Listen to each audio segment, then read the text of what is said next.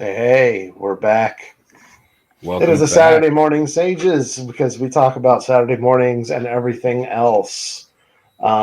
So tonight, wherever you're at, we're going to reminisce about our favorite 80s television series. And yeah, that means that that came out in the 80s. We'll put a little buffer around it as well. It could have maybe started in the 70s, or maybe it started in the late 80s and went into the 90s. That counts. So, gentlemen, what do you got? Just name something that you watch that you love. It's like you turn that TV on. I don't care if it was in reruns or whatever. What you got? Well, first of all, for me, recently, and when I say recently, I'm talking about like within the past 6 months, I picked up the complete series of The Facts of Life on DVD. Oh, are Uh, you serious? Charlotte yeah, Ray. yeah, Oh, boy. and Tootsie. Who could And forget Tootsie? Tootsie, Natalie, Blair, Natalie Joe, Wood. the whole gang, the whole Joe. gang, the whole gang is there, and you know, I'm glad we're kind of having this conversation just because, excuse me, I think a lot of like these classic shows from the '80s are starting to become lost or harder to find or aren't on any current modern streaming service, at least not yet. And so, like last year during the pandemic and even like before in 2019, I started collecting some of my favorite 80 shows on DVD because I liked to have on hand and be able to watch when I want to watch it. And Facts of Life is always one of those shows that I remember as a kid growing up. Like episodes would come on like after the cartoon block, or I kind of catch them like on USA like midday before cartoon starts, whatever. And so Mhm. like I've never seen the show in its entirety, so I thought it would be a good opportunity to pick up and kind of like go through the whole series. And to my ignorance too, like I didn't realize that like in the first season of the show, like Joe wasn't even there, and Tootie was like the youngest. She probably was like 12, or maybe like Mhm. between 10 or 12 at that time. And then Natalie was like the second, youngest. And then, Blair was more of an upperclassman. And there was a totally different set of girls there in that dorm room. And I never even realized that Facts of Life was pretty much a spinoff of Different Strokes. You Yep. know, I was you gonna know, say. like even though I knew Charlotte Ray, was in Different Strokes, I didn't realize the Mrs. Garrett character was of the same fame. And so like I thought that was interesting too. So yeah, that's I've actually like paused at like season 6, but like once I picked it up, I actually plowed through it, picked it up from a seller on eBay for, probably about like $45, and that's one I wanted to have in my collection. So that's a show like I can always like go back and watch. It kind of brings back good member berries. Like one of my most memorable episodes was when Tootie got drunk because the older girls were drinking booze in the dorm, and she wanted to prove she was grown too, and she One got of those very special episodes. one of those message episodes. Yeah, like the dangers of underage drinking, and she got caught up being drunk and was threatened to be expelled, and the girls kind of had to step up and tell the truth, and um you know um and not only to bail out Tootie, but to kind of lessen their punishment. So I mean, that's an episode I remember like I would constantly see on television.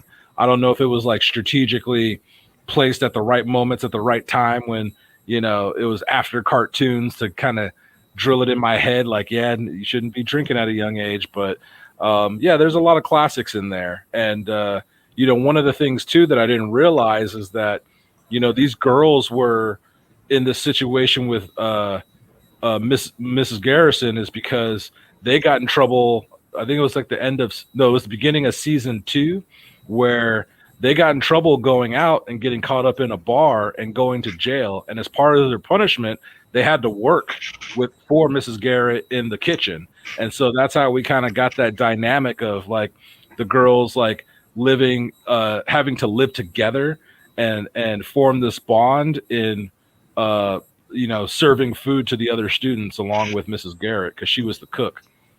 So Yeah, that's right. Yeah, and I remember watching that show, and it was like lots of fun. And who could forget that theme song? Um, you you take the good, take the take the bad, bad, you take them both, and there you had the the facts of facts of life. life. The facts of life. Yeah. Yeah, buddy. That's it. Oh man, so we'll circle back around to you, but Jason, what do you have? What do you got on there as a memorable '80s sitcom or whatever show? It doesn't have to be a sitcom. Well, it's like the only show I have from the 80s I actually own the entire DVD set of is MacGyver. And man, it's like that's something I absolutely loved as a kid. Just because I always tuned in because I just want to see what crazy thing it's like is he going to make this week? How's he going to defuse the bomb? How's he going to outwit these robots? How's he going to outwit this heat-seeking machine gun that's trying to kill him? That kind of stuff. I mean, there was never any solid continuity between episodes. I mean, sure his buddy Pete was a regular co-star from season 2 onwards, and then he had his recurring characters like his friend Jack Dalton, the pilot, who you could always tell he was lying because his left eye was twitching. And there was like that assassin Murdoch who'd show up like a couple times a season just to menace him, stuff like that. But like I said, at the heart of it was always just like seeing what kind of cool things he showed up, and it's just like that kind of like on the spot ingenuity that we all kind of wish we were as clever and ingenious as MacGyver, and it's like that's just like kind of like a timeless appeal, because even though when I did start rewatching the series, I realized man, some of this stuff is cheesy as hell, and I gotta admit that episodes where he falls off a building and starts dreaming that he's on on this cruise boat that's about to take off towards the afterlife, or this one time, this 2-part episode where he again hit his head and woke up in in Arthurian times, and it's that kind of stuff. I mean, I'm thinking okay, this is getting towards the end of the series run. It's so things are starting to get. They're trying to go for more gimmicks here as things go on. I didn't mind that when I was 11 or 12 when I was watching this. Yeah, Fonz jumping the shark is a cool thing. Yes, it's this, but at the same time, it's aged into at least enjoyable cheese because in the sense that it's like I said, that whole it's always being smart enough to get out of a jam. And, I think you're right. That whole it's like it was a meme before it was a meme, like the MacGyvering of something, you got to when you MacGyver something, it's like you're improvising an unorthodox situation to a problem using only the tools at hand. I mean, hey, what was that? Everyone's favorite part of Apollo 13? It's when they have to fit the different shaped carbon filters using only the stuff in there. It's just one big MacGyver moment. Yeah, that was pretty funny because I was just at the Houston Space Center with my kids a couple months ago, and they actually had on display some of the pieces that the Apollo 13 astronauts had to use, and it was nice, how they had to figure out these things, and a good problem solving kind of a thing. That's inspirational shit to me, right? I mean, and everyone can appreciate that. I do. So yeah, and also MacGyver did get 2 TV movies afterwards. The first one, I've only seen them once back when they came out. First one was him finding the lost city of Atlantis, which hey, that's cool and all. It's like you can expect those kind of bigger stakes for a MacGyver movie, but for a MacGyver movie. But the second one, Countdown to Doomsday, it was just kind of like him on some kind of revenge kick, trying to find someone who took out his friend. And that one just wasn't as fun because there wasn't as much fun problem solving as there was in the previous movie. Though it did have the climax of him using a tennis racket to defuse a nuclear bomb. Yeah, that's right.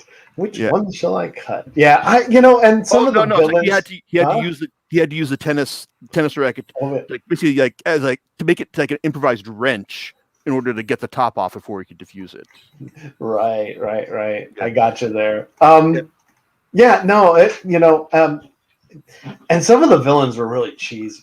You're right. Yeah. You're just like, wow, they're evil with a capital E. I mean, they're just bad guys. Evo. So no, that's a really good contribution. Anything else you wanted to mention about that? I mean, Yeah. Mhm. Oh yeah, it's like I just want to give a nod to like they like its creator Lee David Zoltoff also like wrote a MacGyver comic that came out. It's like close to a decade at this point, and it was good cheesy fun as you expect from the TV series.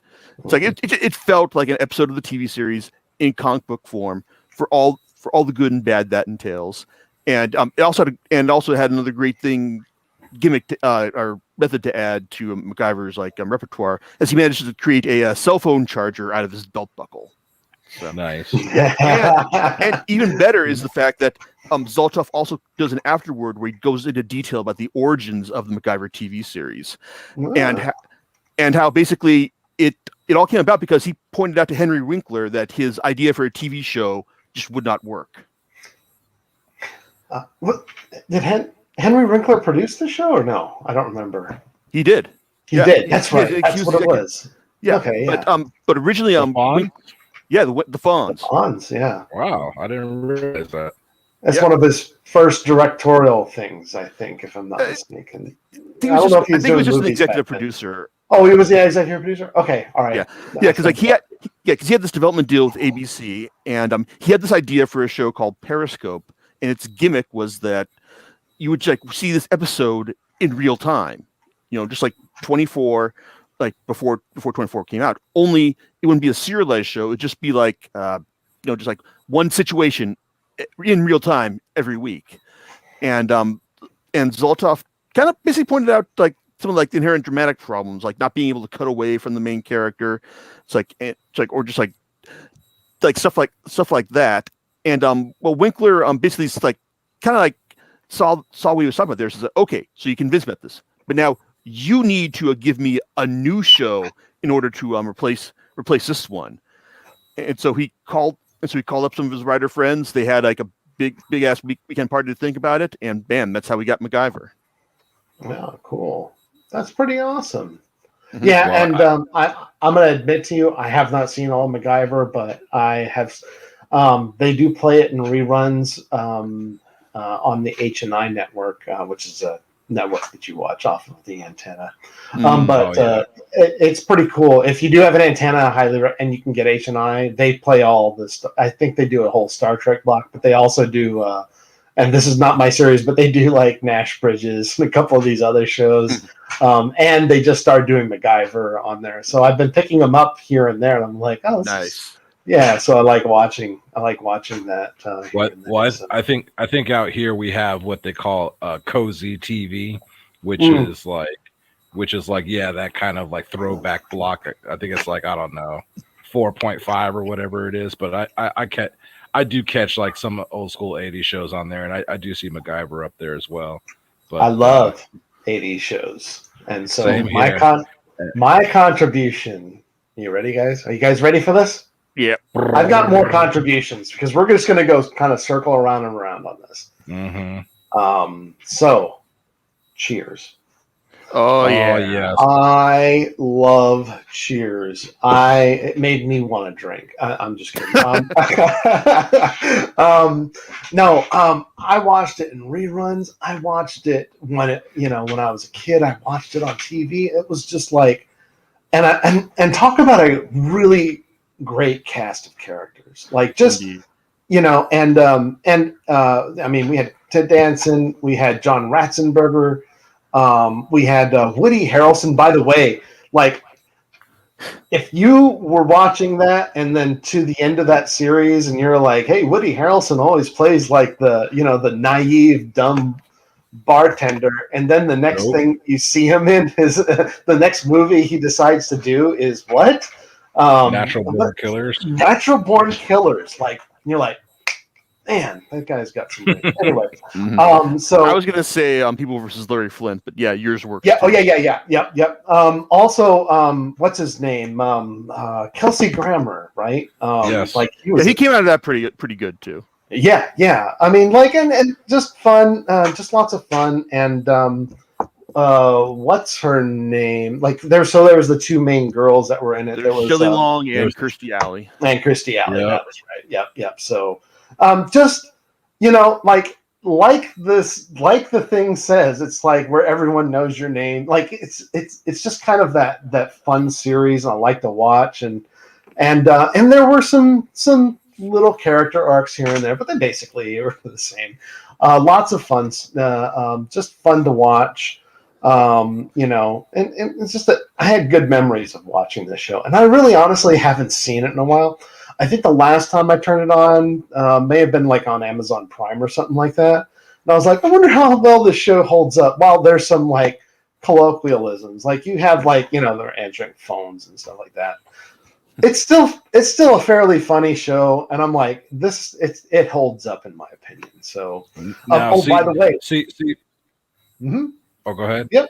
Oh, I was gonna say, just as a side fact, there was a museum in Hollywood, and I don't remember off of Hollywood Boulevard that I went to. Not only did they have they used to have the set of the Enterprise D, like the bridge there, and you could sit at it, like it was the pieces from the bridge. But they also had the Cheers bar there. They moved it there. Nice. I don't know if it's still there, but I visited it when it was, and they covered the they covered the top of the bar with like this plexiglass because they didn't want to kind of get ruined or anything. But they said that they actually and it was a complete replica of the whole thing, and it wasn't just a replica; it was the set pieces. And awesome. Then what they would do, they would let it out for private parties, so you could literally go to Cheers and have drink. That's so awesome. I was like, this is awesome. So you're gonna say something about it, Myron?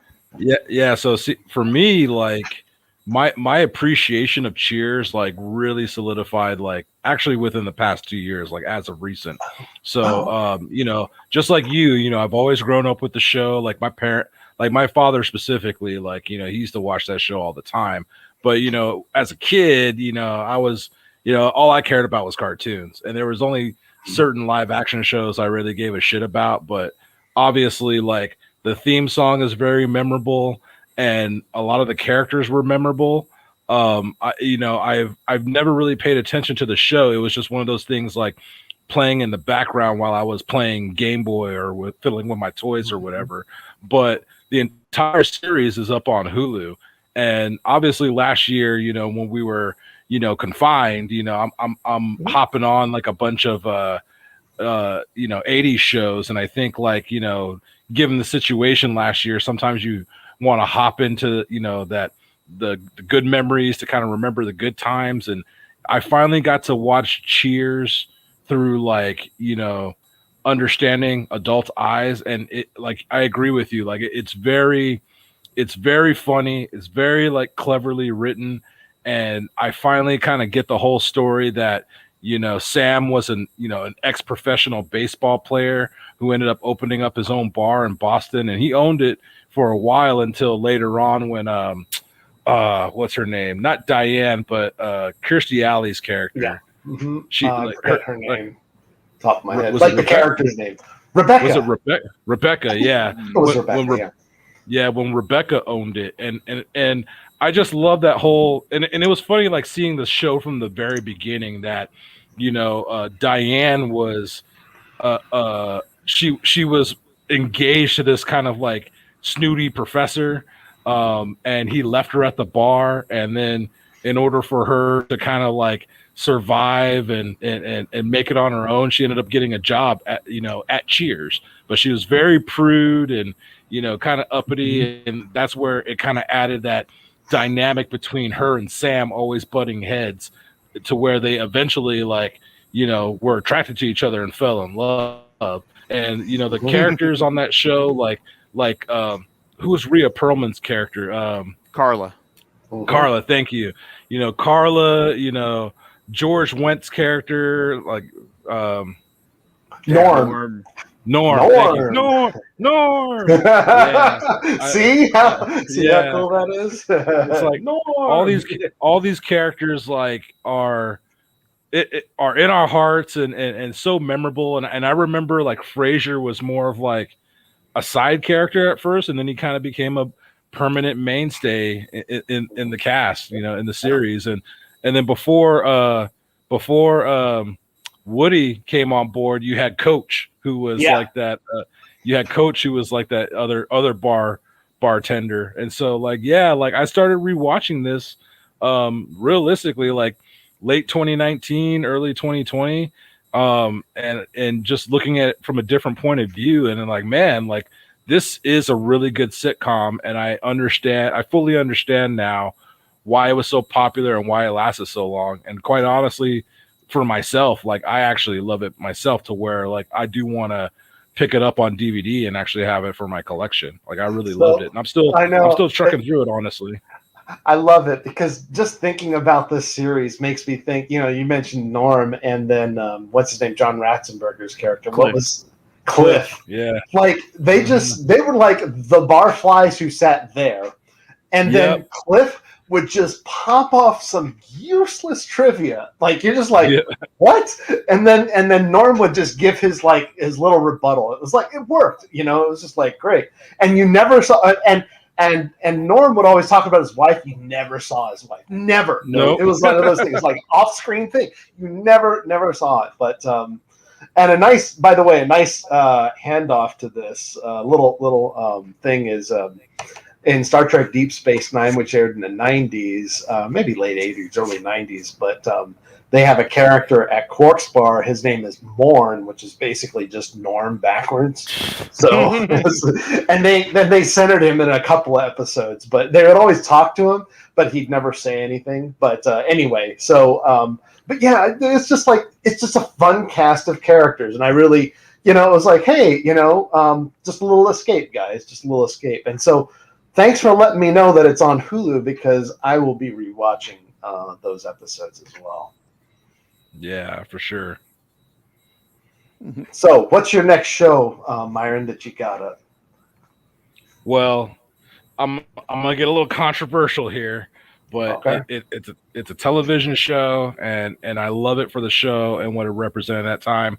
But I'm gonna have to go with the Cosby Show, and Okay. that is another series that I picked up on DVD. You know, because after real life circumstances went down, you know, I thought that this would be wiped from existence forever. So I picked it up, and that was just a show that, like, you know, as an African American, like, excuse me, it kind of like, I guess at that time I saw more of that representation because, like, you know, both, excuse me, both like Cliff Huxtable and Claire Huxtable, both hardworking parents holding down a household of like technically 5 kids. I mean, we had like 3 kids.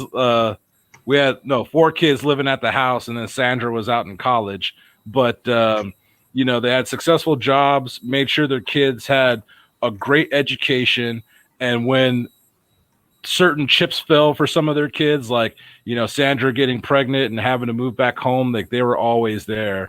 And you know, the Huxtables always had like just kind of like good life lessons and good lessons in their show, like good messaging. Like, you know, when Theo got caught up, like, you know, going out late to a party, or like, you know, Rudy, you know, doing something she wasn't supposed to do. Like, I really loved like how this family was portrayed in like a wholesome, like respective way. And so you know, there was like nine seasons of the Cosby Show. Yeah. But this is one that's like, you know, it's one of those ones that it's just kind of like, you know, close to my heart, and like, you know, just always like treasured. It's you know, Myron, it's hard for me to like, you know, separate that from my experience as well, because I watched it, all of it, and was a big fan of Bill Cosby and his stand-up. By the way, one of the things I noticed, like in the first season, is like, and I think that comedians did this a lot, like, or the people who produce the shows, is they they would often use their some of their stand-up material in the first seasons and the first episodes, and that's exactly what he did in the show. But what I liked about the Cosby Show, I mean, I you know, like I said, I love watching that show, and then watching the, you know, it was funny. I liked the situations, and then, you know, it was like you were, you know, when I watched it, it was like you were growing up with them. You know what I mean? It's and shows that are kind of like that. It's like, oh, this is a family. You see, this is how you know how this works out, and I genuinely do like that kind of a dynamic, right? So, you know, and I don't think, and yeah, I know that there's some controversy with Bill Cosby. I get that, but that doesn't mean that these other people didn't put their hearts and, you know, and their souls into, you know, into this show. And I think it shows. I think it shows. Just kind of repeat the same phrase, you know. Yeah, and I totally agree with you. And I'm going to go on a semi cheat here to another show, which is a different world, which was a spinoff of the Cosby Show, because that covered like Denise going to college, and that kind of introduced us to not only a new, you know, spinoff sitcom, but then like this other side of, like, you know, college. And of course, like Bill Cosby himself would kind of cameo to kind of help jumpstart. But I remember in that series or that season, like we had Denise, Marissa Tomei's character, Dwayne Wayne, like, you know, it introduced us to a whole new set of characters. But yeah, growing up with the Cosby Show, like I you know, I used to have a crush on like Keisha Knight Pulliam when I was younger. And like, if you look at her now, dude, she's like, man, super beautiful. Like, it's like, man, like I like you said earlier, you kind of like, it almost felt like these people were like my brothers and sisters as well. Like, you know, Theo, Denise, Vanessa, Rudy, like you kind of grew up watching them grow up. And then like, obviously, like after the series ended, I think that was when like Theo already graduated college, and I think it was Rudy. I think it was Rudy who was graduating. I'm still kind of going through it. But yeah, I mean, we got to see everybody like graduate, get married. I mean, it had like that longevity of where you saw, you know, everybody grow up. And I just loved like Cliff and Claire's relationship. You know, they you never saw them really fight. They'd have like intellectual kind of arguments and debates. There was never like a fight. It was almost like not necessarily a perfect marriage, but it was just kind of like that quintessential, like, they genuinely respected each other. They genuinely respected each other, and because they met in college. They fell in love and met in college, and they both like supported each other, helped each other grow, and they genuinely respected each other. And it was kind of like it wasn't kind of, it was like a blueprint on how a marriage should be. And I've always respected that. I've always respected that of their relationship. Like the way they portrayed their love to each other was always like they were in love for the first time, like playing little games with each other. And, you know, Cliff would always make those like funny faces and do like weird dances and shit, you know, typical, you know, Bill Cosby fashion at that time.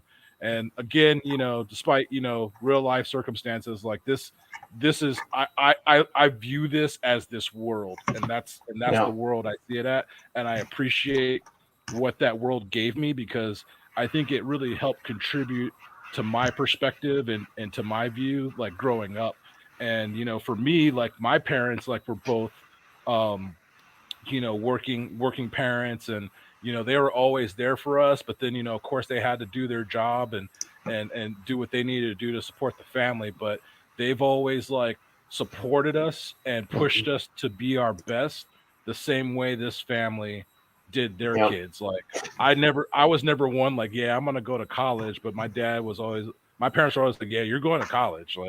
Like if you're not going to college, then like you better go like do something on your own. And it's like, oh crap. Well, it's kind of amazing. You know, the values that were in that show. I mean, I love this show. I mean, I still do, and that's one of my all-time favorites from the 80s, honestly. Because it does, like I said, it shows the values, it shows the family. And like you mentioned Keisha Knight Pulliam, it's like, yeah, you're absolutely right about that.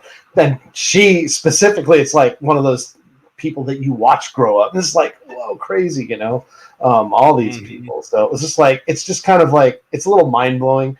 And, you know, it's like, and sometimes when I think about it, you're like, wow, that person's like close to my age. Like, that's pretty much like me, you know, and not like her, but particularly, but in that generation. Right. So, but yeah, it's, you know, it's just really, really good stuff, man. And like I said, I think we should separate, like, you know, like the controversy from like what the show was representing. And I think that that's an important concept. Agreed. Yep. So it's Myron. Now wait, I think it's Jason's turn up. Did you want to comment more on that, or you have another entry you want to throw in there? Actually, I do want to comment on that before I say my pick, because you know, it's like I was thinking, because I definitely watched the Cosby Show. It's like as I was growing up, it's like it was definitely one of my favorite shows at the time. Like I remember one time I got sent to bed early, and I was like, this is like, that's fine. I don't care. There's nothing I want to watch on TV anyway. Then I hear the Cosby Show comes on. I was like, you didn't tell me the Cosby Show was on tonight. so yeah, it's like, I mean, it's like I was thinking like, man, like maybe I should mention this for the podcast. But oh wait, yeah, Bill Cosby's kind of like, remember that all that toxic. So thanks for bringing that up, Myron. So it's like it is something that I deeply enjoyed as a kid. It's like I loved, and you're right about the whole like family dynamic they had. It was just like, it was something you could tell that everyone loved and respected each other, and they also knew how to be funny about it as well. It's like I remember one time when like it's just a simple thing where, you know, like Cliff is like he's playing cricket with some friends in the house, and it's like, and then as he's telling his friend to like throw him the ball, it's like Claire walks in behind him, and it's just like the guy just turns to his pitches, like turns around, it's like, and he's like, and Cliff's like, no, throw him the ball. It's like, it's a silly setup, but I mean, it's like the comic timing of everyone involved just like sold it like really well. It's like, and I wish I could remember like more like specific moments show that I enjoyed, but it's like, it is just something that it's like I enjoyed as much as you guys did. Is like when I was watching it. So, and fun quick fact, his father, the guy who played his father in that show, was also the voice of Panthro and Thundercats. Well, there you go. The more you know. Ding ding ding. Okay, yeah, but my pick, my next pick for show that I thoroughly enjoyed during the 80s. It's a great piece of cheese known as the A-Team. I'm glad you mentioned it, because I would have. Yeah, it is something that I mean, as a kid, I thoroughly enjoyed it just because it was like the characters were a lot of fun, and also just like MacGyver, they always built some kind of junk like every time to get themselves out of a situation. It's like, yeah, I can't, what can I say? Just like I have this like appreciation for like on the spot ingenuity, just people just like, you know, using what they got at hand to get themselves out of situations. And a buddy of mine gifted me the first season on DVD like about a decade back or so, and watching it, I mean, the plots in there are just like real silly and just real dumb. It's like, I mean, the first episode, the pilot, is basically just like a ripoff of the of the Magnificent Seven, and everything else just kind of involves them like just like someone tracking them down through some like outlandish way to like, whether it's like, you know, like whether it's like Hannibal posing as as a cop and asking for a bribe to get this person off their get out of their speeding ticket, and the person like refusing, they're not going to pay, and it's like, okay, that's how I know it's like we're going to help you out, you know, that kind of stuff. But one of my favorite episodes from that bunch was this episode where they have to break into a prison like to get someone out, and well, it's like, was it a Hannibal? It's like a Hannibal, BA, and Murdoch. It's like they try to fake drunk. They're in the deep South when they're doing this, and they try to fake drunk in order to get the cop to arrest them, and then the cop just like, I think his deputy cops all the sergeants all set to arrest him, but his partner just tells him, no, we can't be like arresting any more of these Yankees for whatever reason. I can't remember what the reason was, but they don't arrest them for faking drunk. So then they just decide to drive the car straight through the police. It's like the police station, and it's like, yeah, it's like that'll do it, guys. Great job. And but then what Face is doing during this time is like he poses as a respected criminal psychologist who's coming to visit the prison they're at, the famous Dr. Dwight Pepper, just like the soda pop. So and also as the episode goes on, we reveal that like Hannibal's cover is like he's posing as a flamboyant hairdresser. BA is being mute. And Murdoch is screaming for, I want some trash bags. I want some trash bags. Because they're going to use the trash bags to attach them to some lawn chairs and some hair dryers to like form floating to float up and over the prison. It's like at the climax. So yeah, it's cheesy, it's ridiculous, and it's like, and I loved it. It's like, and as a kid, I kind of wondered why things got so dark towards the end. Like I remember at one point they're like the army did catch up with them, and they lined up in front of a firing squad. Yeah, it's like, but I don't know. But watching like that first season again was like a lot of fun, and I think it's like it's cheeseball like sensibilities do kind of live on today. In like, but it also worked because I think all the actors, especially George Peppard, they knew what kind of show they were in. They knew that this is like it's just a bunch of just some cheeseball fluff, and they're just gonna like have fun and enjoy themselves, while the ride was going on. It's like, I mean, Peppard said that this is probably like the best role he had, and I'm inclined to agree with him right there. So yeah, and I love the show. It was just fun to watch and a little ridiculous. But my favorite character, so it's a pretty good cast. Let's face it. They did some good casting. I like the interactions. So there's Howling Mad Murdoch, and then there's Mr. T. So it was just B.A. Baracus, okay. So and Dwayne Schultz, I think is Dwight Schultz. Who went on, by the way, to do a lot with the Star Trek Next Generation. I was really surprised when I first saw him in there. I'm like, I think that's that dude from the A-Team. Wait a second. Like, he's not crazy anymore. He's like shy and timid and all this other stuff anyway. And he has problems. That's cool. But I did like the whole aspect of him just being crazy. I just, or being kind of like classified as insane, and I think there was one part in here that was like, he's like, hey, they let me out. They gave me a card that says, and in crayon it says, I am sane on it. It's but I really liked kind of his goofiness. I thought it was just lots of fun. But yeah, and the old catchphrase, I love it when a plan comes together. Yes, like just really cool stuff. And I would say that show kind of, like some shows, they kind of fall off of a cliff a bit at the end there. When they were, when they kind of changed after they had their trial and all that other stuff. And I thought that the show kind of fell off a little bit. I just didn't like it as much. I still watched it. It just wasn't as, it wasn't like here they are, they're kind of like, its best days are behind it. What's that? Its best days are clearly behind it. Yeah, exactly. It's like, hey, we're gonna go and help the little guys out, and now we're just running missions for some rich dude. And I'm like, all right. They took on these odd, almost impossible jobs. There was something enduring about it, and yeah, there was a lot of like bullets flying in this thing. I mean, but there was nothing. Very few people actually got hit. Yeah, exactly. It's like they might as well have been stormtroopers anyway. I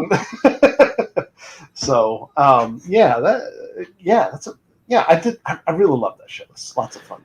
Yeah, I want to say its legacy lives on, like other like shows and movies that know they're kind of cheesy, and refuse to take themselves too seriously. Like when I went to see Fast and Furious Presents Hobbs and Shaw.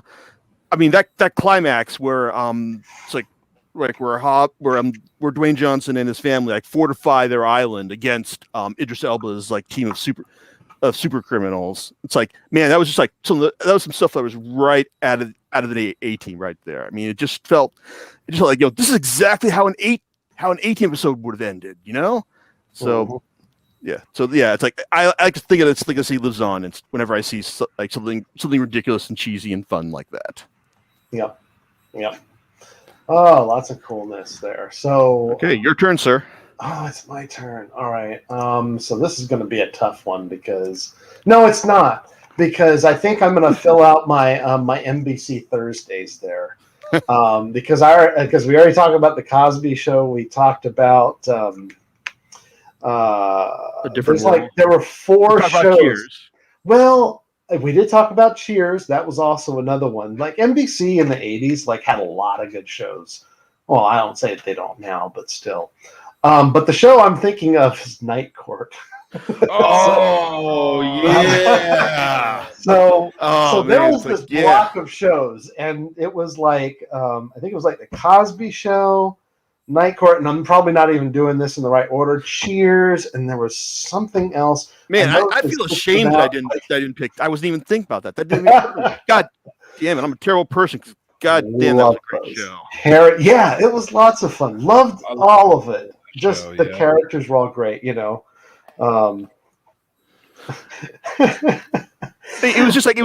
oddball and weird in a way that you just didn't see in other shows at the time. Mm-hmm. It was just it was consistently so too. Yeah, absolutely. Bull was one of my favorite characters. Oh yeah. Bull. Yep. Yeah, he was just like this towering bailiff who was just like, Simple. Yeah. He lacked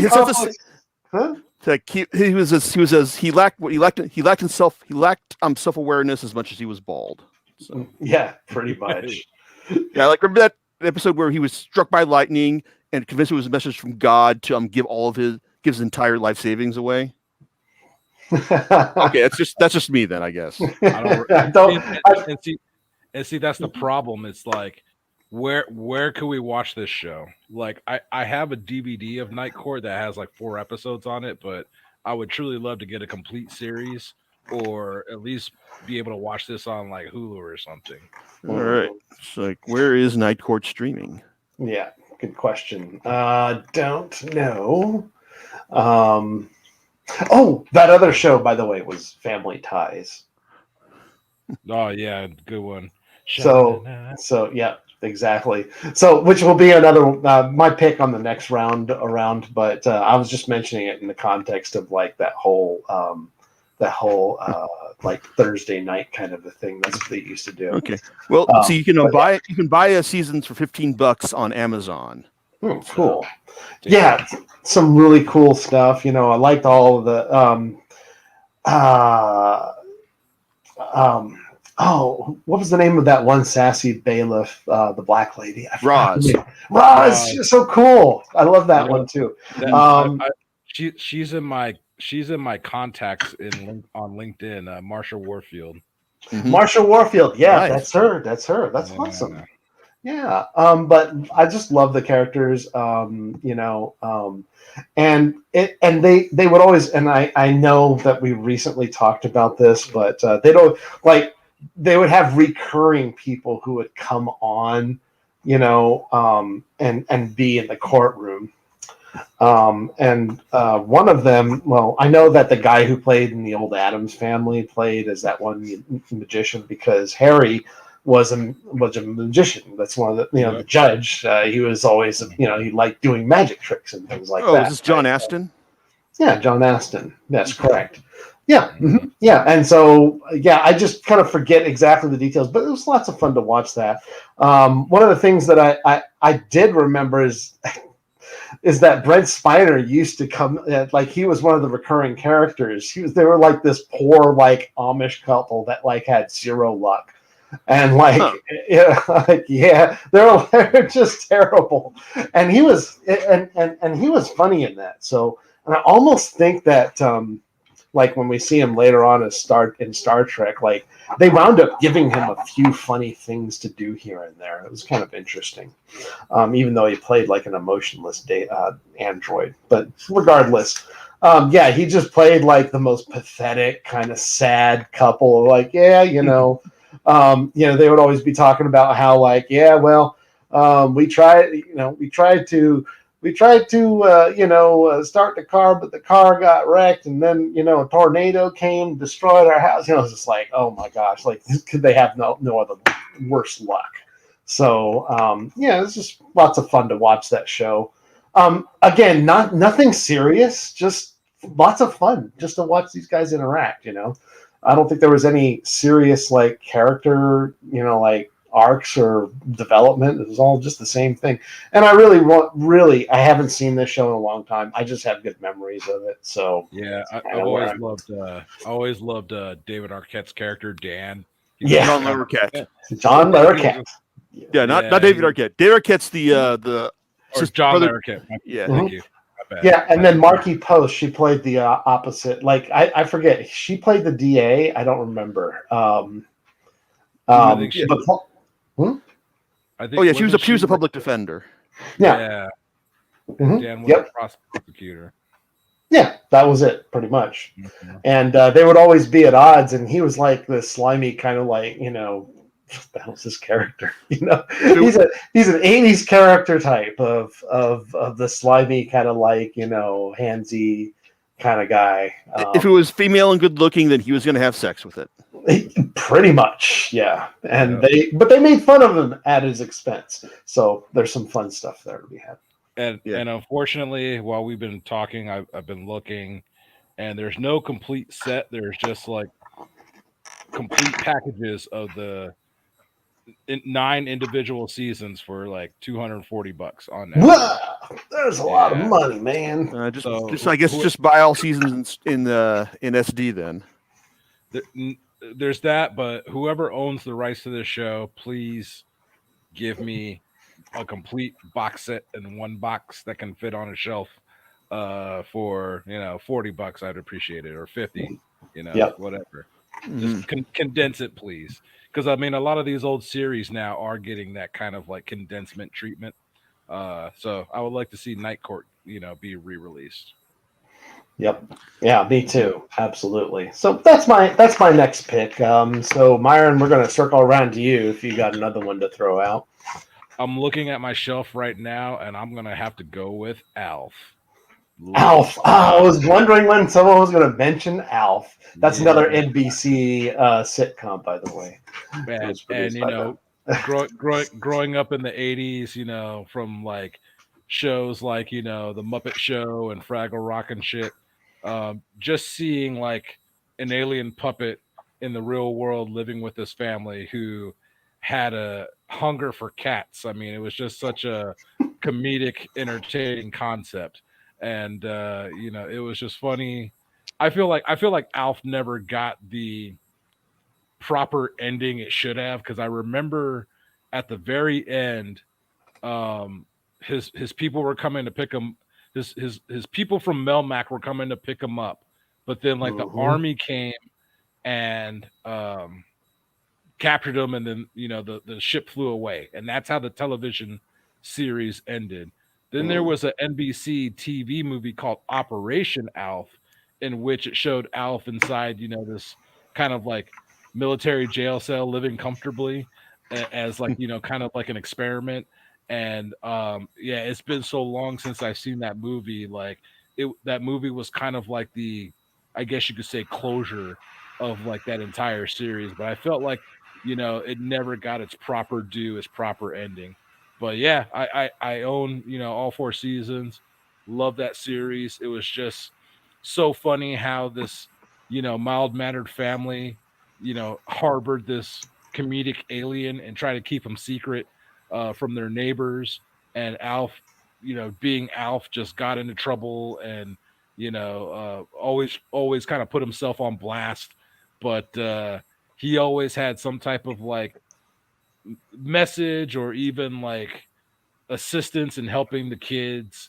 I think Ben was the youngest, and I can't remember the daughter's name, but he would kind of help them with their like their issues or their problems. But he and Willie too, like Willie the father, like they've always had this like this kind of headbutting relationship, but a good friendship bond as well.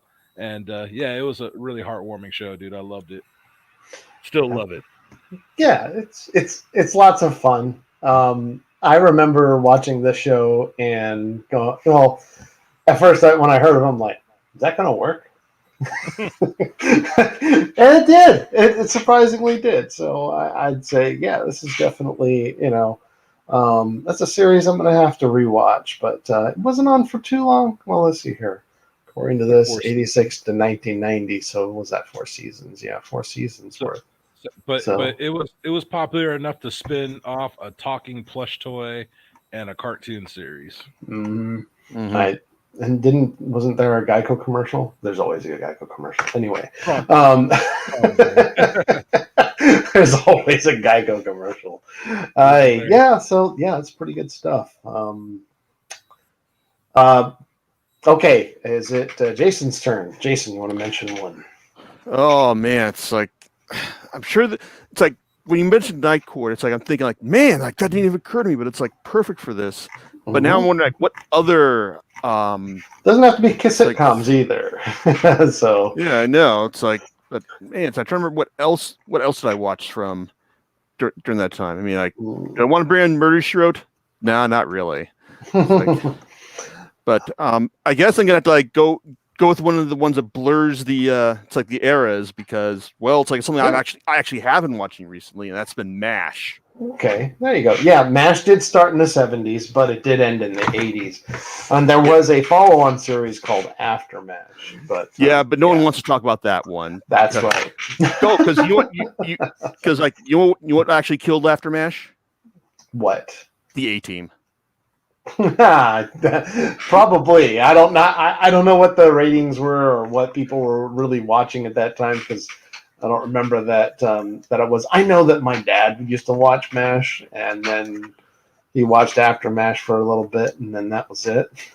So, but A-Team was awesome. Yeah, we're talking about MASH. Yeah, basically what happened. Yeah, what happened with After MASH is that apparently the first season was like was highly rated because everyone was still like, hey, we still want more MASH, but then second season it went up against the second season of the A-Team, and that's.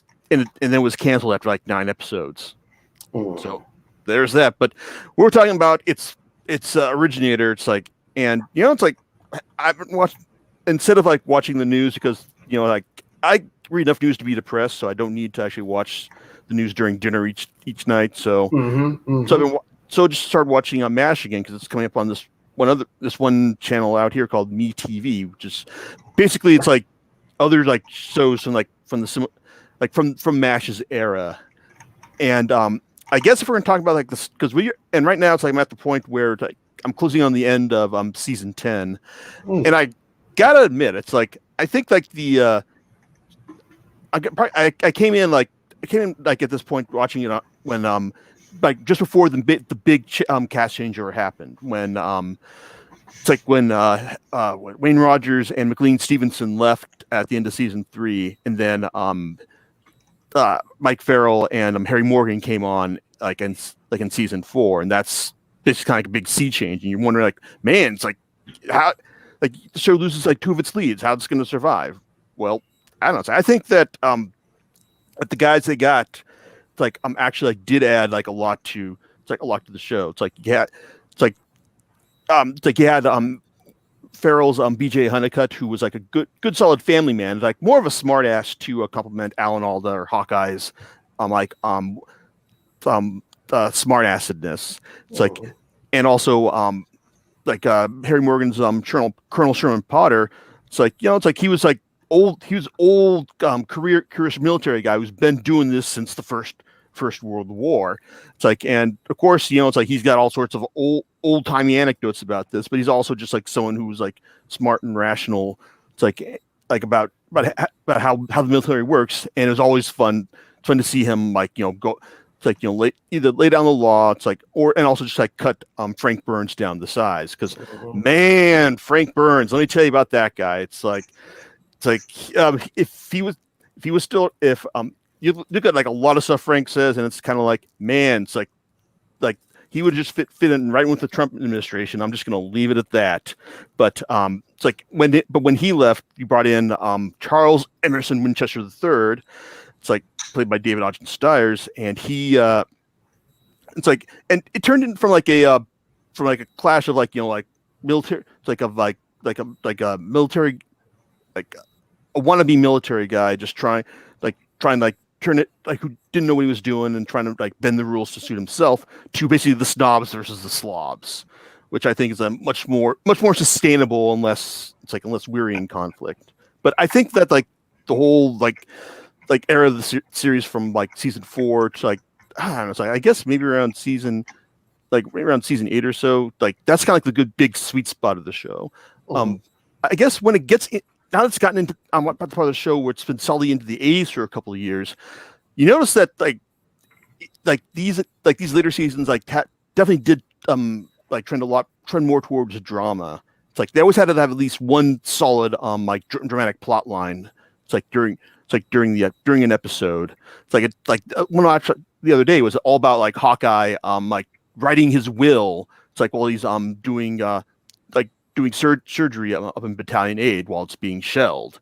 So it's like, and like, well, it's like, it's, it's a pretty serious topic to find humor from, and like, but all the laughs come from like him just remembering what his friends did for him. It's like, as he's like like being the bombs are dropping right like all around him.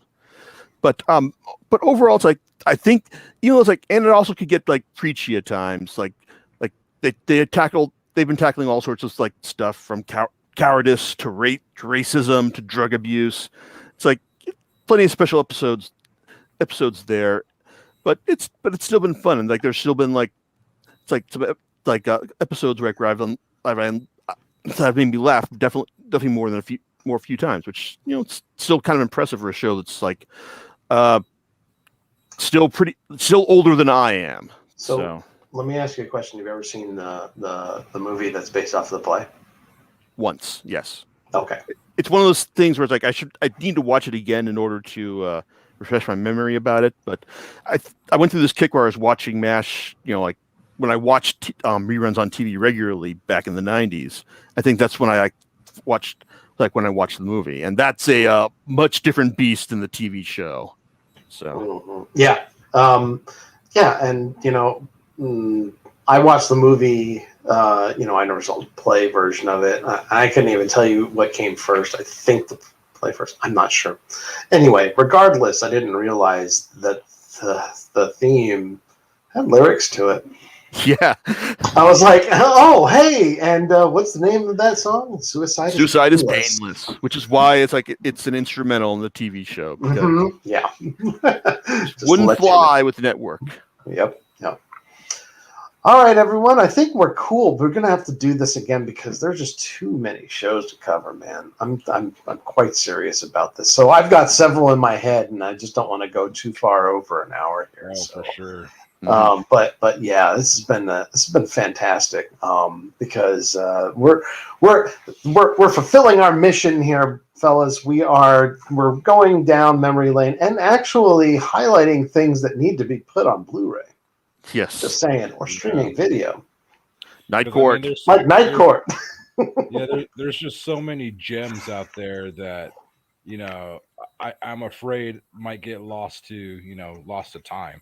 And I like for some of the, I can't think of like Small Wonder or some of these other shows that have ever been released on DVD. So yeah, I think, continuing on with this conversation, like hopefully we can kind of create some buzz out there to like say, hey, give us a new Night Court release or give us this series, Absolutely. Because those are things, as we were like reminiscing, with like the Cosby Show or some of these other ones, it's like these are shows that, we grew up with. And then, and in some ways, some of these shows influenced us when we were growing up. Right. So like, for sure. Cheers for me.